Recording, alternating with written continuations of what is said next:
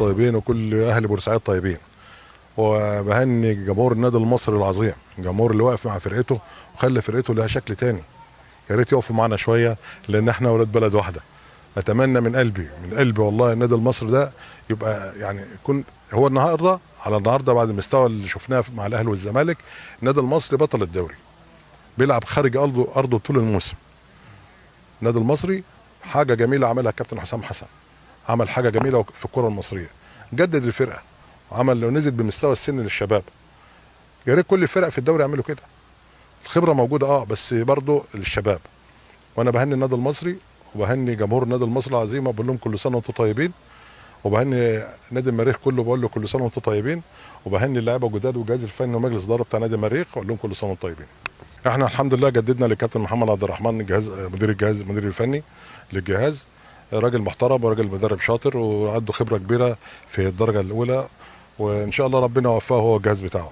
الحاجه الثانيه جبنا 13 لعيب 13 لعيب يعني متنقيين بصراحه عن طريق الكابتن محمد عبد الرحمن وعن طريق ناس ثانيه. فان شاء الله ربنا يوفقهم. ويعني احنا من جوانا احنا عايزين نصعد، لان السنه دي كفايه كده بقى، وهنلعب مع فرقه قاهره يعني فرق مستواها عالي، هنلعب هنسافر ونروح ونيجي وكده، فربنا يوفقهم ان شاء الله.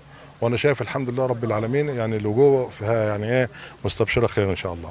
ان شاء الله زي ما حضرتك قلت البدايه النهارده بدايه من 20 ان شاء الله، من 20/6 ل 20/8. فتره الاعداد بتاعتنا متقسمه لمراحل، 3 مراحل. المرحله الاولى من ال10 ايام اللي هم الاولين بتوع رمضان هنشتغلهم فتره واحده. بعد كده في 10 ايام 15 يوم تانيين هنشتغلهم بعد رمضان ان شاء الله على فترتين، فتره صباحيه وفتره مسائيه. بعد كده في معسكر في ال10 ايام في المرحله الثالثه خارج ان شاء الله، ولسه ما تحددش مكانه، لكن هو احتمال يا في القاهره يا في اسماعيليه. لكن انا طالب في البرنامج بتاعي فتره للمعسكر خارجي ان شاء الله لمده 10 ايام. بيتخللهم برضو فترات تدريب على فترتين ومباريات وديه، وان شاء الله من بعد العيد بعد 14 يوم في اليوم ال15 ان شاء الله هنحاول نبدا نعمل ماتشات وديه خفيفه متدرجه، عشان برضو نقدر نشوف في ناس جديده عايزه تتشاف بشكل كويس.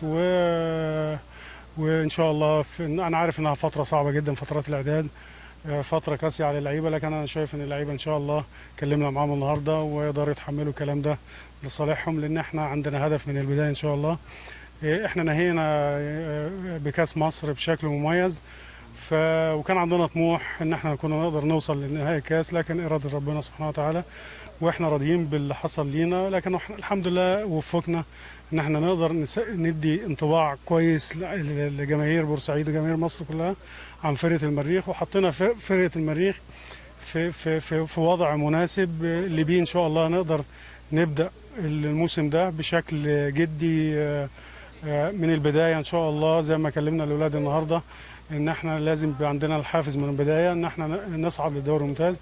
نادي المريخ نادي كبير ومعاه مجلس اداره محترم جدا، وكان في مجالس قبل كده مجالس كبيره جدا ومجالس محترمه كرئيس مجالس ادارات او اعضاء مجلس اداره.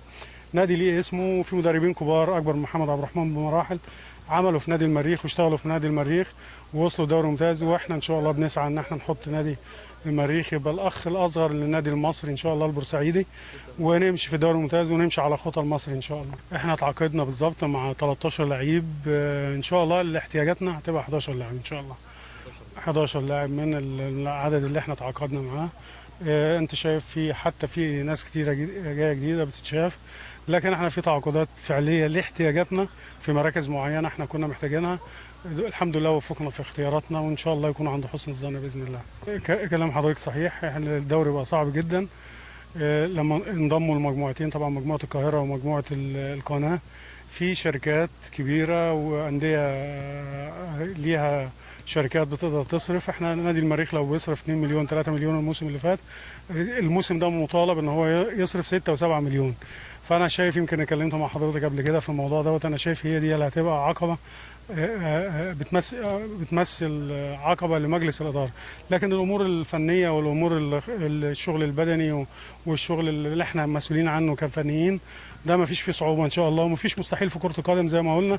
وخير مثال اللي هي التجارب بتاع كأس مصر، احنا لعبنا فرق أعلى من مستوى المريخ في كل الإمكانيات زي المقاولين العرب وزي في سي مصر كمان كشركة غنية، وإنبي كنادي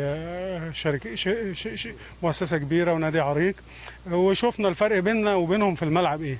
ما انا شايف ما فيش فروق خالص، لكن هي الامور الماديه دي اللي هتبقى مؤثره. زي ما قلت لحضرتك قبل كده وطلبنا ان معالي الوزير المحافظ يقرب من نادي المريخ، ولان نادي المريخ محتاج دعم مادي بشكل كبير عشان نقدر، لان هو بقى نادي المريخ هو الممثل الوحيد في القسم الثاني اللي بيمثل محافظه بورسعيد.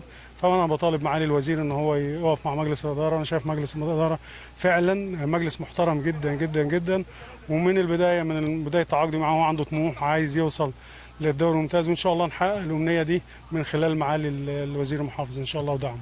كابتن محمد عبد الرحمن، بنتمنى لك كل التوفيق يا رب ان شاء الله. الله يخليك، متشكر يا عمو، ان شكرا. شاء الله. اولا يا كابتن نشكر مجلس الاداره على تجديد الثقه في الجهاز الفني بقياده الكابتن محمد عبد الرحمن والجهاز الاداري والطبي، ونشكر الكابتن احمد جوهر على الثقه الغاليه دي، وبنتمنى ان شاء الله باذن واحد احد ان احنا ربنا يكرمنا السنه دي، وان عندنا طموح كبير. يعني انا زي ما كلمتك قبل كده يا كابتن عمرو ان انا قلت لك في منتوشه الكاس ان احنا ربنا يوفقنا وربنا يكرمنا لان احنا بنجتهد، فاحنا معانا مدير فني كبير بصراحه، فربنا يكرمنا ان شاء الله ويكرمنا مع المجلس الكويس اللي واقف في ظهرنا. نتمنى ان هو يعني يعيننا شويه ويشوف، لان هتبقى عبء مادي كبير في خلال المرحله الجايه مرحله كبيره فيها نزول احنا طموحنا ان احنا عايزين ربنا يكرمنا ونصعد. فالطموح محتاج حاجات كتير قوي، محتاج ماديات جامده، محتاج ماديات ومحتاج لعبه كويسه ومحتاج حاجات كتير. فنتمنى من اللي هو عبد الغضبان ان يقف بجوار مجلس اداره نادي المريخ ويقف مع المريخ شويه بس. احنا ان شاء الله يعني كابتن محمد وان شاء الله واحنا الجهاز الفني مع بعض يعني بنتعاون ان احنا نجيب برضه نفس الخامه واحسن كمان. لا موجودين ان شاء الله دول لو ربنا بس يكرمهم. احنا نتمنى لكل الفرقه ان ربنا يكرمها، ده شرف للنادي، شرف النادي. المريخ نادي كبير يا كابتن، نادي المريخ نادي كبير، ونتمنى ان شاء الله ان احنا نكون عند حسن ظن شعب بورسعيد الجميل، وتكون ان شاء الله نفس السمه بتاعت المصري زي المريخ ان شاء الله. بسم الله الرحمن الرحيم. كل سنه وانتم طيبين والشعب المصري والامه الاسلاميه بخير.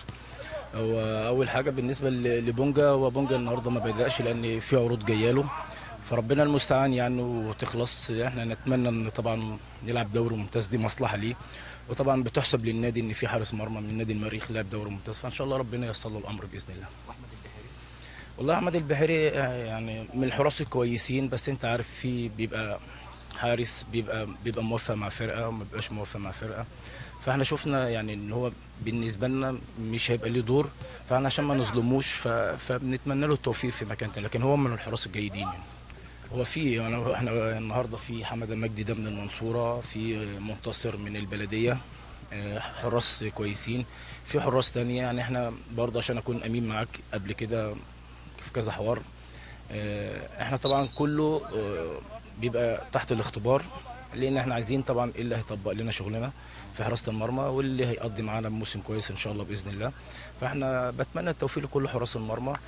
وقبل ما انسى بس، كان في كرم حسن معانا السنه اللي فاتت، كرم من الاجوان الكويسه ويمكن راجل خبره، هو السنه دي راح بورفؤاد، فبتمنى له التوفيق. وكنت اتمنى ان هو يبقى معايا، بس هو يعني شايف ان هو نادي بورفؤاد هيبقى بالنسبه له خطوه، وانا بتمنى له التوفيق، وهو من الحراس الكويسين يعني. هو طبعا لازم نكون صراحه مع نفسنا قبل ما نكون مع الناس.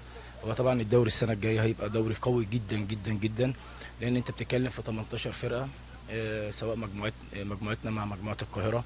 طبعا انت مجموعه القاهره كان السنه اللي فاتت فيه بتاع 4-5 فرق كانوا بينافسوا على الصعود، مجموعتنا كان برضو فيه 4-5 فرق، فالدوري السنه الجايه هيبقى دوري قوي جدا. فبتمنى من الله سبحانه وتعالى يكتب لنا الصعود للدوري الممتاز، ولو ما فيش نصيب للصعود للدوري الممتاز، بس هو هدفنا يعني ان شاء الله الصعود للدوري الممتاز. ما حصلش نصيب يبقى احنا من ضمن الخمسه الاوائل، لان طبعا انت عارف الموسم اللي بعده هيبقى مجموعه واحده على مستوى مصر كلها. وان شاء الله باذن الله يعني. هو انا عشان طبعا انت عارف لازم الصراحه كويسه. هو طبعا احنا من خلال الحراس اللي معروضه علينا واللي احنا متابعينها، احنا في حراس متابعينها، في حراس بتتعرض علينا. فطبعا احنا يعني اتمنى ان شاء الله ان احنا نطلع بونجا واحد تاني وتالت ورابع. فاحنا ان شاء الله باذن الله يعني عنا على كم حارس كويسين باللي موجود طبعا، وهنشوف افضل الحراس اللي طبعا اللي هتقدم معانا ان شاء الله باذن الله، واتمنى لهم كلهم التوفيق باذن الله رب العالمين. بالتوفيق كابتن ياسر ان شاء الله. شكرا كابتن.